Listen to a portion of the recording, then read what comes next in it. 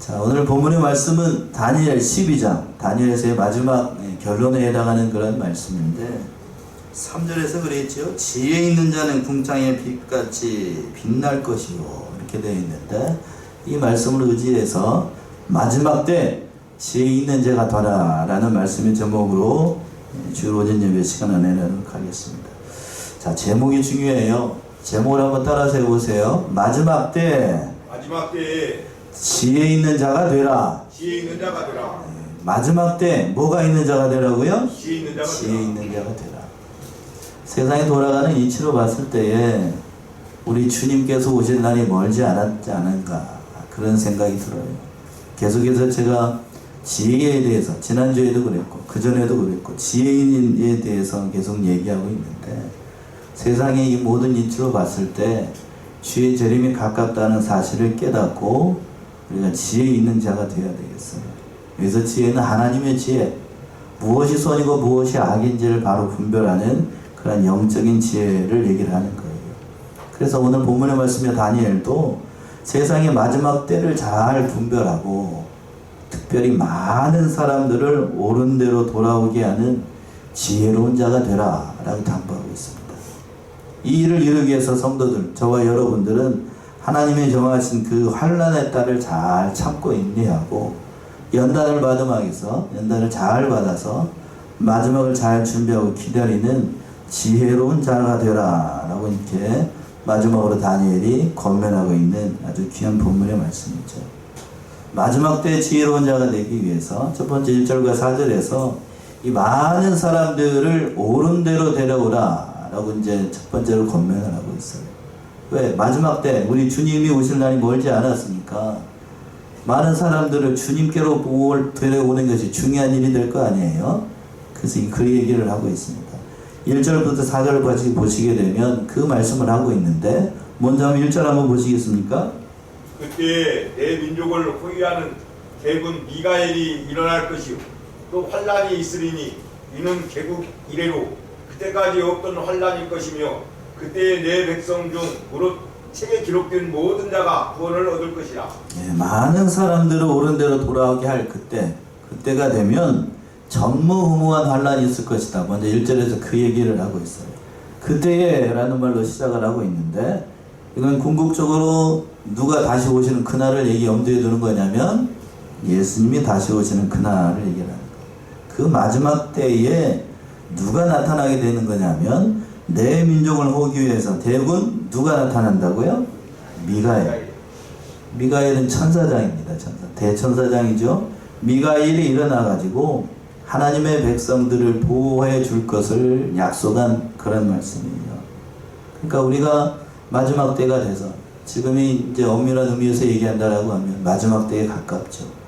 그때 하나님께서 우리 눈으로는 보이지 않지만 천사를 보내서 우리를 보호해 주시고, 그러니까 우리가 염려할 필요가 없어요. 아무리 큰 환난이 있고, 지금도 그렇게 하셨는데 어려움이 있고 괴로운 일들이 많이 일어나도 우리가 염려할 것이 없어요. 하나님께서 우리를 보호해 주시고 어려움 가운데서도 우리를 친히 하나님의 백성으로 만들어 나아가시고 천국의 소망을 두고 살아갈 수 있도록 우리를 인도하실 것이기 때문에, 그러니까 우리는 좌로나 우로나 치우치지 말고 오직 말씀의 길을 따라서 그 신앙의 길을 걸어가면 된다라고 말씀하고 있는 겁니다. 또 그때에는 환란이 있으리니 이는 개국 이래로 그때까지 없었던 환란이 될 것이다 하는 거예요. 그 말세가 되게 되면, 주께서 오실 그날이 가깝게 되면 개국 이래로 창세 이후로 지금까지 겪어보지 못했던 큰 환란이 있을 것이다 하는 얘기예요. 큰 환란. 하나님의 백성뿐만 아니라 그때가 되면 세상에 존재하는 모든 민족의 역사들, 민족의 사람들, 민족들이 겪어보지 못했던 그런 엄청난 그 환란에 잡히게 될 것이다. 큰 때가 될 것이다. 어떠한 환란이 될까? 가봐야 알겠죠. 우리도 지금 우리가 여러 가지로 어려움을 당하고 있는데 그 환란을 감아주시지 않으면 마태복음에 있는 대로 구원받는 사람들이 한 사람도 없을 정도로 크지만 환란이 있을 것이다 얘기했는데, 오늘 본문의 말씀 다니엘도 똑같은 말씀을 해주고 있는 거예요. 그런데 그때에도 우리가 소망을 두고 있는 건 그 하반절에 있는 말씀 때문이죠. 그때에 내 백성 중 무릇 책에 기록된 모든 자가 뭐를 얻을 것이다? 구원을 얻을 것이다. 그때에 문맥적으로 보게 되면 그 환란이 다 지나가고 끝날 때가 되면 그때에 하나님의 구원과 심판이 일어나게 될 것이라는 거예요.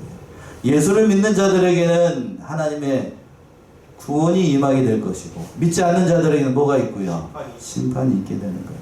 그런데 여기서 중요한 사실 뭐라고 되어 있냐면 뭐 어디에 기록된 사람? 책에 기록된 사람. 그러니까 책, 하나님의 생명책에 그 이름이 기록된 사람을 구원을 얻는다는 것이고, 뒤집어서 생각하면 하나님의 생명책에 이름이 기록되지 않은 사람은 어떻게 된다는 거죠? 그럼 여러분의 이름은 생명책에 기록되어 있을까요? 없을까요? 빨리 얘기하셔요. 있어요. 빨리 얼른 얘기해야 돼. 이 기록되어 있을까요? 없을까요? 있어요. 있어. 생명책에 기록되어 있으니까 하나님께서 구원하시기로 작정된 저와 여러분들의 이름은 다 거기에 있을 것이라고 저도 믿습니다. 다 거기 가서 다 보시자고요. 제가 여기 숫자를 헤아려 보고 있는데 거기 한 사람이 이름이 없다라고 그러면 저도 섭할 거고 여러분도 얼굴이 화끈거릴 거니까 다 있을 줄 압니다. 이 사람은 꼭 올 것이다 라고 생각했는데 거기 없으면 어디가 있다는 거죠? 그 밑에 동네에 가 있다는 거니까. 네. 기록된 사람, 모든 사람들은 다 구원을 얻어요. 그러니까 여기에 소망이 있는 거죠. 그러나 그 환란의 때는 지나가야 된다라고 말씀하고 있는 겁니다. 또 이제 2절에서 보시게 되면 영생을 얻는 자와 부끄러움을 얻는 자 두 사람이 반드시 있을 것이라는 거예요. 2절의 말씀 그 말씀이죠. 2절 보시면 땅의 빛깔 가운데서 자는 자 중에 많이 깨어 영생을 얻는 자도 있겠고 수욕을 받아서 무궁히 부끄러움을 입을 자도 있을 것이며, 예, 티끌 가운데서 자는 자들이 있다. 앞에서도 말씀드린 것처럼 성도의 부활 가운데 신약에만 약속되어 있는 것이 아니고 어디에도 약속되어 있다고요? 구약 성경에도 약속되어 있다는 사실을 이 본문의 말씀이 얘기를 하고 있는 거예요. 그리스도께서 이제 구름을 타고 영광 가운데 오시게 되면 죽어 있는 성도들이 티끌과 이제 그는 오래됐으면 뭐가 되는 거예요? 본문의 말씀에 있는 것처럼 티끌과 같이 다 사라지게 될 거 아닙니까? 그때에 그 티끌 가운데서 부활한 성도들이 있게 되고 영생에 들어가게 된다는 얘기를 하고 있어요. 그런 자들만 있는 것이 아니고 그 하반절에서 그랬습니다. 수욕을 받아서 무궁히 부끄러움을 입은 자도 있을 것이다. 영생을 얻는 자도 분명히 있지만 그러나 수욕을 받아서 영원한 부끄러움을 당한다. 어디에 간다는 거야? 한마디로 쉽게 얘기해서 지옥 가는 자들도 있을 것이다. 부활과 심판에 대해서 신약성경만 얘기하고 있는 게 아니고 예수님만 말씀하고 있는 게 아니라 본문의 말씀 다니엘에서도 분명히 그걸 말씀하고 있다는 사실을 우리가 놓치면 안 됩니다. 중요한 말씀이 또 3절에 있죠. 3절 보시면 지혜 있는 자는 궁창의 빛과 같이 빛날 것이요 많은 사람을 옳은 대로 돌아오게 한 자는 별과 같이 영원토록 비추리라. 예, 옳은 대로 인도하는 자는 별과 같이 빛난다라고 약속하고 있는 말씀인데 이게 참 중요한 말씀인 것 같아요. 자, 오늘 말씀에서 가장 중요한 말씀을 들러라고 하면 저는 이 3절의 말씀일 것 같아요. 3절 그래서 그런 의미로 한번 같이 한번 합독하실까요? 3절 시작. 지혜 있는 자는 궁창의 빛과 같이 빛날 것이요 많은 사람을 옳은 대로 돌아오게 하는 자는 별과 같이 영원토록 비추리라. 이 말씀이 참 중요해요. 오늘 말씀에서 지혜가 있는 자는 어디의 빛과 같이? 하늘의 빛, 궁창의 빛, 하늘의 빛과 같이 빛날 것이다. 여기서 말하는 지혜는 세상적인 지혜가 아니지요. 하나님의 지혜, 하나님을 올바로 아는 지혜, 또 핍박과 고난과 어려움 가운데서도 세상을 두려워하지 않고 믿음 변치 않고 하나님을 믿는 믿음 가운데 그 신앙을 잘 지켜나가는 하나님을 의지하는 그런 지혜, 그런 지혜를 가진 자는 궁창의 빛과 같이 빛날 것이고, 그러한 지혜를 가진 자가 그 하반절에서 그랬어요. 많은 사람을 어디로 인도해요? 옳은 대로 돌아오게 하는 자들이 또 별과 같이 빛나게 될 것이다. 오늘날 이 시대가 그러한 시대예요. 무엇이 선이고 무엇이 악인지 올바르게 구별하지 못하고 잘못된 신앙의 길로 걸어가는 사람들이 많이 있습니다. 오늘날 한국교회를 대표적으로 어지럽히고 있는 대표적인 이단 무슨 천지? 얼마나 어지럽히고 있는지 알 수가 없다고. 거기에 빠져 있는 자들을 옳은 대로 돌아오기 위해서 그 신앙의 올바른 길을 걸어가게 한다라고 하면 그 사람이 본문의 말씀에서 먹과 같이 빛나리라 별과 같이 빛나리라. 그런데 그 사람들 모든 길로 돌아오게 하는 건 쉬운 일일까요? 어려운 일일까요? 어렵죠. 어려워요. 전에도 몇 차례 말씀드린 것처럼 저기 저쪽 가게 되면 엄청나게 큰 규모로 신천지 대성전을 짓고 있대. 뭐 다른 사람들 제가 듣는 얘기로는 뭐 3,000명도 얘기하고 4,000명도 얘기하고 그렇게 얘기를 하던데 거기는 그러면 그 많은 성도들 다 어디에서 나갔다는 얘기예요? 네? 교회에서 나갔다는 거예요. 뭐 저기 뭐 서울에 있는 성도들이 저까지 내려올 일은 없고 어디에 있는 성도들이 다 정읍에 있는 성도들이 교회에서 다 빠져나가가지고 거기에다 성전을 짓고 있다라고 하니까 얼마나 미혹의 영이라고 해요. 미혹의 영.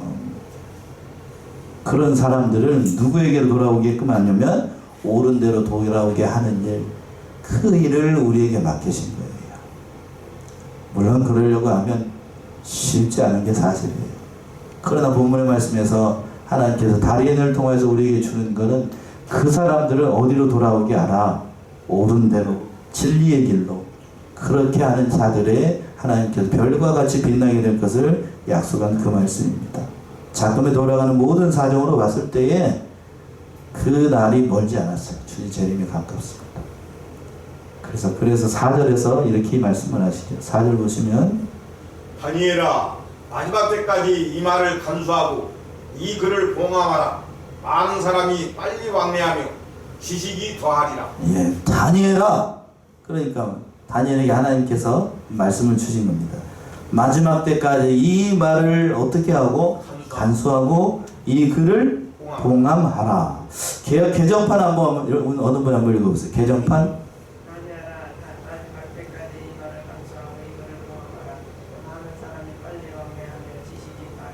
한자도 뭘 바꾼 게 없네요. 예, 한자도 바꾼 게 없어요. 마지막 때까지 이 말을 간수하라는 거는 어디에 간수하라는 걸까요? 내 마음에 간수하고 또 이 글을 봉함하라는 얘기는 책으로 써서 잘 보관하라는 얘기예요. 그래서 다니엘이 그 말을 듣고 지금 뭘 기록한 거예요? 다니엘을 기록을 한 겁니다. 그래서 그 말씀을 잘 기록을 해서 이 말씀을 읽는 자들이 하나님의 때, 예수님의 재림의 때를 바라보면서 말씀의 길을 걸어가도록 하기 위해서 이 말씀을 주신 겁니다. 두 번째 5절과 7절에 있는 것처럼 하나님의 정하신 그때 환란의 때가 지나야 세상에 종말이 있다는 사실을 우리가 알아야 되는 거예요. 5절의 말씀 보시면 5절 나 다니엘이 본즉 다른 두 사람이 있어 하나는 강 이편 언덕에 섰고 하나는 강 저편 언덕에 섰더니 예, 나 다니엘이 본즉 하나님께서 이 말씀을 주실 때에 이 계시의 말씀을 다니엘에게 주실 때에 다니엘의 눈을 들어서 봤더니 두 사람, 정확히는 세 사람이에요. 사람이라고 얘기하기가 좀 그런데 세 사람이 있었습니다. 한 사람은 강 어느 편에 있고 이 편에 있고 또 다른 사람 어느 편에 있어요? 강 건너편 저쪽 저편에 있었습니다. 근데 이 두 사람은 사람이 아니고 뭘 것 같습니까? 천사들이에요. 두 사람은 천사입니다. 천사. 그러니까 이 두 사람이 이렇게 딱 서가지고 다니엘의 말을 듣고 있었던 거예요. 그 중에서 한 사람이 얘기하기를 6절의 말씀이죠. 6절 보시면 그 중에 하나가 새 마포옷을 입은 자 곧 강물에 있는 자에게 이르되 이 기사의 끝이 어느 때까지냐 하기로 예. 그 중에 한 사람이라고 하니까 좀 그러네. 그 중에 한 천사가 누구에게 얘기를 하냐면 누구에게 얘기를 하고 있어요. 세마포 옷을 입은 자, 곧 강물 위에 있는 자. 자, 세마포 옷을 입고 강물 위에 있는 자. 이걸 누구를 염두에 두고 하는 말일까요? 여러분은 바로 예수님 이렇게 나오죠? 예. 예수님 맞아요. 예수님 맞는데 근데 여기 정확하게 신학적으로 얘기한다라고 하면 성육신 하시기 전에 그리스도예요. 자, 이때에 다니엘이 봤던 거는 이 세상에 오신 예수님이 아니니까 성육신 하시기 전이지요. 성육신 하시기 전에 그리스도, 우리는 얘기하면 예수님 그래야 얼른 알아들으니까 성육신 하시기, 마리아에서 나기 전에 예수님의 모습을 누가 봤던 거예요? 지금 다니엘이 봤어요. 그분이 지금 무슨 옷을 입고, 세마포 옷을 입고 강물 위에 있다는 얘기는 강물 위에 어떻게 있다는 거예요? 세마포 옷을 예수님이 강물 위에 있어. 그러면 강물 위에 있다는 얘기는 강물 위에 이렇게, 강물이 어떻게 있겠어요? 공중에 떠 있다는 얘기죠? 강물 위에 있으려면 떠 있어야 되잖아. 가만히 있으면 어떻게 되니까? 가라앉으니까. 그분에게 얘기하는 거예요. 바로 그러니까 이분이 바로 성육신 하시기 전에 그리스도, 바로 제2위 성자 하나님을 얘기를 하는 거예요. 그분에게 물어보는 겁니다. 이 기사의 끝이 어느 때까지냐? 이렇게 물어봤던 겁니다. 자, 우리 개역 성경은 이 기사의 끝이 어느 때까지냐? 라고 이렇게 물어봤습니다. 이걸 잘못 이해하게 되면 이 말씀이 좀 어렵게 느껴지는 이유가 뭐냐면, 천사가 세마포 옷을 입은 예수님한테 물어보는데 우리말로 표현하면 좀 듣기 거북하게 들릴지 모르겠지만 싸가지 없이 뭐라고 얘기하고 있습니까? 이 기사의 끝이 어느 때까지냐 하면서 뭐라고 물어보고 있어요? 반말로 물어보고 있는 거예요. 반말로. 원어는 그렇게 되어 있습니다만 경어법이 발달된 우리나라 말 같은 경우 이렇게 번역을 하면 안 되고 뭐라고 번역이 되게 되어 있어요? 뒤에다가 요를 붙여야 되겠죠? 어느 때까지 이겠습니까? 어느 때까지일까요? 이렇게 얘기를 해야 되겠죠? 그래서 이 개역 성경이나 개역 개정판 번역은 그렇게 되어 있습니다만 요즘 번역은 다른 그 표준 세번역 번역이나 공동 번역은 뭐라고 번역을 했냐면, 언제쯤 마지막 때가 와서 이 놀라운 일이 일어나겠습니까? 라고 번역을 했어요. 훨씬 더 좋지요? 그래야 누구에게 물어보는 거예요? 감히 하나님한테 물어보고 있는데 어느 때까지냐? 라고 물어보면 뭘 하는 거야 지금? 뭘 하는 거냐고. 그러니까 그 말을 들었던 예수님께서 뭐라고 답을 하시냐면 7절처럼 되게 답을 하시는 거예요. 7절. 내가 들은즉 그 세마포 옷을 입고 강물 위에 있는 자가 그 좌우 손을 들어 하늘을 향하여 맹세하시는 자를 가리켜 맹세하여 가로되, 반드시 한때 두때 반때를 지나서 성도의 권세가 다 깨어지기까지니 그렇게 되면 이 모든 일이 다 끝나리라 하더라. 예. 그러니까 이 말씀 이해가 되죠? 예수님 이제 그의 천사의 물음을 듣고 답을 해주시는 겁니다. 7절 보시면 내가 들은즉, 다니엘이 들었다는 거예요. 그 세마포 옷을 입고 강물 위에 있는 자, 누구요? 예수님께서, 그리스도라고 하면 여러분이 잘 못 알아듣으니까 예수님께서 좌우에 뭐를 들고? 손을 들고 어디를 들었어요? 저처럼? 하늘을 향하여 손을 들었어요. 하늘을 향하여 손을 든다는 얘기는 자기가 하는 말이 거짓이 아니고 진실이라는 얘기이고 그걸 표현을 하는 겁니다. 그리고 영생하시는 자를 가리켜 맹세하여 가로되, 여기서 영생하시는 자는 누구를 가리킬까요? 정확합니다. 저는 성부 하나님을 얘기하는 거예요. 성자 하나님이 누구를 가리켜서? 성부 하나님을 가리켜서 손을 들고서 말씀을 해주시는 겁니다. 뭐라고 얘기를 하는가? 반드시, 중요한 표현이 나오죠. 한때, 두때, 반때를 지나야, 그리고 성도의 권세가 다 깨질 때까지 그래야 끝이 온다. 다니엘서 보게 되면 이 한때, 두때, 반때를 얘기를 하는 건데 7장 25절에서 보시게 되면 이것이 예수님께서 재림하시기 전에 3년 반의 그 극도의 고난의 시간을 얘기를 하는 거예요. 환난의 때. 그 환난의 때. 요한계시록에서는 이때를 뭐라고 얘기를 했냐면 42개월이 지나야 하나님의 그 역사가 일어나게 될 것이다. 요한계시록에서는 그렇게 얘기했어요. 요한계시록 한번 가보세요. 요한계시록 11장 1절부터 2절. 요한계시록 11장 1절에서부터 2절. 또 내게 지팡이 같은 갈대를 주며 말하기를, 일어나서 하나님의 성전과 제단과 그 안에서 경배하는 자들을 청량하되 성전 마당은 청량하지 말고 그냥 두라. 이것을 이방인에게 주었은즉 저희가 거룩한 성을 42달 동안 짓밟으리라. 몇 달 동안 짓밟는다고 되어 있습니다. 42달. 42달 연수로 해당하면 얼마 만이에요? 36개월이면 3년이고 3년 반. 정확하지요? 한때 두때 반때니까 한때는 그때를 얘기를 하는 거예요. 그러니까 한때 두때 반. 그러니까 3년 반의 시간이 지나게 되면 예수님께서 재림하시게 될 거고, 그때가 되어야 모든 성도들에게 다 깨져. 권세가 깨진다는 건 그 고난의 시기가 다 지나가고 그래야만 끝이 이르게 된다는 거예요. 그때가 된다. 그 고난의 때가 있다. 그러니까 성도는 그 고난의 때를 믿음으로 잘 통과해야 된다. 예수님께서 말씀을 하시는 거예요.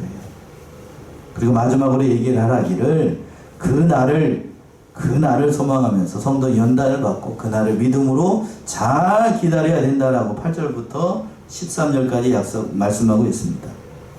8절 먼저 보시면 내가 듣고도 깨닫지 못한지라 내가 가로되 내 주여 이 모든 일의 결국이 어떠하겠사옵나이까. 예. 자, 8절 보시면 그랬습니다. 내가 듣고, 누가 들었다는 얘기죠? 다니엘이 듣고 어떻게 됐어요? 깨닫지 못했어요. 앞에서 보시게 되면 다니엘이 대단한 선지자였습니다. 그랬죠? 다니엘이 2장에서 보시게 2장과 3장 거기에서 보시게 되면 그 엄청난 그 꿈 해몽을 했습니다. 그랬죠? 꿈 해몽을 했어요. 자기는 꿔보지도 못하는 꿈을 그 해석해보라고 그러니까 다니엘이 그 꿈을 해석했던 아주 명철한 지혜가 있었던 사람이에요. 그런데 여기서는 하나님의 말씀을 듣고도 뭐하지 못했어? 깨닫지 못했어. 그래서 중요한 사실을 깨닫게 됩니다. 아무리 위대하고 위대한 선지자라고 해도 그 때가 되지 않으면 하나님의 말씀을 듣고도 깨달을 수 있다 없다? 없다는 거예요. 그런데 앞에서도 제가 무슨 천지 예를 들었죠? 신천지 얘기를 들었습니다. 신천지에 있는 그 잘못된 신앙을 가지고 있는 사람들이 뭐라고 얘기를 하냐면 요즘에 교회의 성도들과 목사들은 실력이 없어가지고 요한계시록을 풀 수 없다. 또 심지어는 다니엘 말씀들을 풀 수 없다 라고 얘기를 합니다. 그 말이 맞아요? 틀려요? 다니엘도 여기서 보게 되면 그 말씀을 깨달았다고 못 깨달았다고? 자기들이 다니엘보다 위대해? 그런가요? 하나님의 때가 아니면 아무리 위대한 선지자들 그 말씀을 깨달을 수가 없어. 이거 못 깨달으니까 그러니까 하나님께 여쭤보는 거죠. 그 하반절에서 보시면 내가 가로되 내 주여 이 모든 일의 결국이 어떻게 돼? 모르니까요. 정확하게 물어보는 거예요. 이 모든 일이 어떻게 될 것입니까? 그러니까 여기서 앞에서도 말씀드린 것처럼 아무리 위대한 선지자라고 해서 그 모든 것을 다 깨닫는 것이 아니고 하나님께서 지혜의 영을 부어주셔서 성령을 통하여서 그 모든 말씀들이 깨닫게 되는 겁니다. 뒤에서도 말씀드리지만 아직 때가 되지 않았어요. 아직 때가 되지 않았어. 무슨 때가 되지 않았는가? 9절에서는 이렇게 말씀합니다. 예수님께서 9절 보시면 그가 가로되 다니엘아 갈지어다 대저 이 말은 마지막 때까지 간수하고 공함할 것임이니라. 예. 예수님께서 뭐라고 말씀하셨냐면 다니엘이 몰라가지고 깨달은 이 말씀이 무엇을 의미하는지를 모르니까 앞에서 이제 다니엘 11장까지 했던 그 외연의 모든 말씀들 얘기를 하는 거예요. 그 모든 말씀들을 다니엘이 듣고도 이게 무슨 얘기지? 야, 뭔 얘기 한때 두때 반때는 또 뭐고 뭐 뒤에 가서도 또 며칠이 나옵니다. 이게 뭔 말인지 다니엘은 그때 당시 들었을 때 몰랐어요. 몰랐다고. 그러니까 모르니까 뭐라고 얘기했냐면 이게 무슨 말씀인가요? 물어봤더니 예수님께서 그 말씀을 듣고 뭐라고 얘기를 하냐면 다니엘아 뭐 할지어다? 어떻게 하래요? 갈지어다 라고 얘기했어요. 속 시원하게 이게 어느 때 일어날 일인지 또 무슨 의미인지 말씀해 주시지 않고 다니엘아 듣고 뭐라고만 얘기했어요? 가라. 얘기해 주지 않으셔. 그 말씀의 의미를 예수님께서 직접 말씀해 주시지 않아요. 구체적인 답변을 피하신다고. 왜 그럴까요? 다니엘이 봤던 그 이상과 그 환상들은 다니엘 때 이루어질 말씀이 아니고 어느 때 이루어질 말씀이에요? 주의 재림에 가까운 그 시대에 이루어질 말씀이니까 다니엘이 그걸 알아야 될 필요가 있어요, 없어요? 없어요. 그래서 뭐라고 얘기했어? 그 말, 그 하반절에 대저 이 말은 마지막 때까지 뭐 하기 위해서? 간수하고 또 어떻게 하기 위해서? 봉함하기 위해서. 다니엘의 사명은 뭔가 하면 그 말씀을 잘 간수해서 뭘로 기록을 하고? 다니엘서로 기록을 하고 이것을 잘 보관하는 일을 다니엘에게 맡긴 거예요. 쉽게 표현하면 받은 사명이 다른 거예요. 사명이 달라, 사명이. 모세에게 준 사명이 뭔가 하면 이스라엘 백성들을 출애굽의 역사를 이끌고 그 모든 백성들을 어디 앞에까지 인도하는 거예요. 가나안 땅이 아니고 가나안 땅 앞에까지예요. 율법의 말씀들을 줘서 그 다음 역할, 가나안 땅을 건너가서 그 가나안 땅을 정복하는 그 사명 누구에게 줬어요? 모세의 시종자 누구? 여호수아에게. 모세 입장에서 보게 되면 거기까지 인도를 했으니까 가나안 땅 들어가가지고 그 땅을 자기도 이렇게 했으면 좋겠지. 그러나 사명이 거기까지인 거예요. 서운할 이유가 없는 거예요. 다니엘도 마찬가지야. 다니엘 사명은 이 말씀을 받아서 뭘로 기록을 하는 거? 성경으로 기록하고 저와 여러분들이 이 말씀을 듣고 그 하나님의 마지막 때를 알도록 하는 사명이 누구에게 주셨다고요? 다니엘에게 줬어. 그래서 오늘 3절에서 그랬죠. 많은 사람들은 어디로 돌아오게끔? 옳은 대로 돌아오게끔 하는 사명을 누가 받은 거예요? 다니엘의 사명을 받아서 이 성경을 기록하게 한 사명이 다른 거예요. 사명이. 그러니까 다니엘 입장에서 보게 되면 어떤 인간적으로 생각하면 제가 만약에 다니엘이라고 하면 서운할 수도 있습니다. 그러나 서운할 일이 전혀 아니라는 얘기예요. 사명이 다르기 때문에. 잘 간수해서. 그 맡긴 바 사명이 다르니까요. 그 일에 충성하면 하나님께서 다 좋은 길로 약속을 하신다는 거예요. 그 말씀이 10절에 있죠. 10절 보시면. 많은 사람이 연단을 받아 스스로 정결케 하며 희게 할 것이나 악한 사람은 악을 행하리니 악한 자는 아무도 깨닫지 못하되 오직 지혜 있는 자는 깨달으리라. 예. 그 마지막 때에 봉함한 그 간수하고 봉함한 이 말씀을 통해서 즉 하나님의 모든 말씀을 통하여서 많은 사람들이 그때 마지막 때에 연단을 받아서 스스로 정결케 하고 희게 돼서 하나님의 구원의 바늘에 참여하는 사람이 있는가 하면 또 뒤에 가서 보게 되면 악한 사람은 뭐를 행한다고요? 악을 행해요. 말씀을 똑같이 받았습니다. 오늘의 한국교회 안에서도 그래요. 하나님의 말씀 목사님을 통해서 분명히 하나님의 말씀을 받았지만 그 말씀을 아멘으로 받고 구원을 받는 사람들이 있지만 죄송하지만 그렇지 않고 노멘하고 구원의 바늘에 참여하지 못하는 사람들도 있을까요? 없을까요? 있습니다. 그 말이에요. 그 말. 말세가 되면 점점 더 그래 하반절에서 그래 악한 자는 아무도 뭐하지 못해요.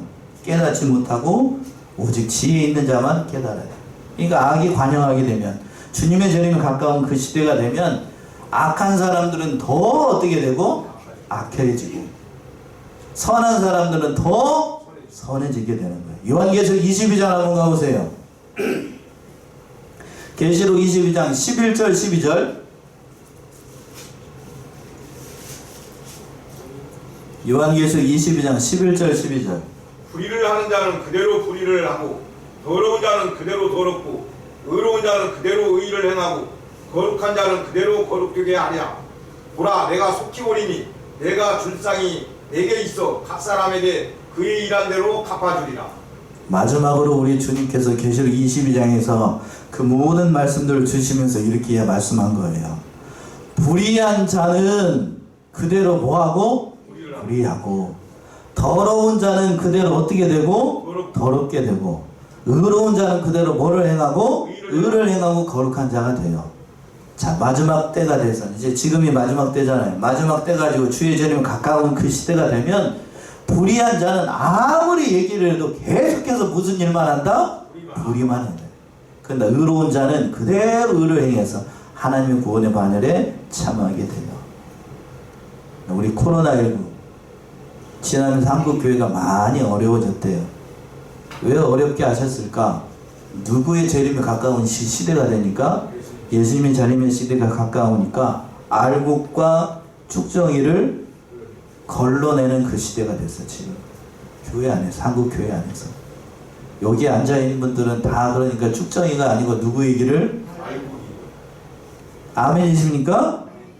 예, 아멘 해야 돼요. 알곡입니다. 알곡.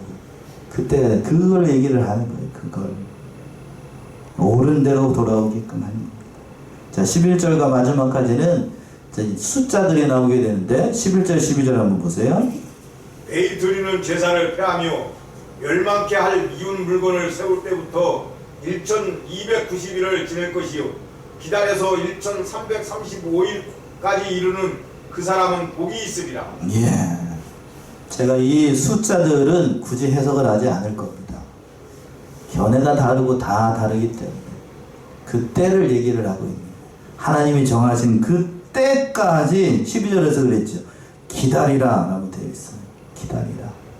그러니까 하나님의 그 고난의 때가 임하게 될 것인데 그 때까지 기다리는 자는 12절 하반절에서 그랬습니다. 그 사람은 뭐가 있으리라? 복이 있으리라. 복이 있으리라. 복이 있으리라. 그러니까 어떤 때인지 하나님이 정하신 때가 있어. 환난에도 하나님이 정하신 때가 있다.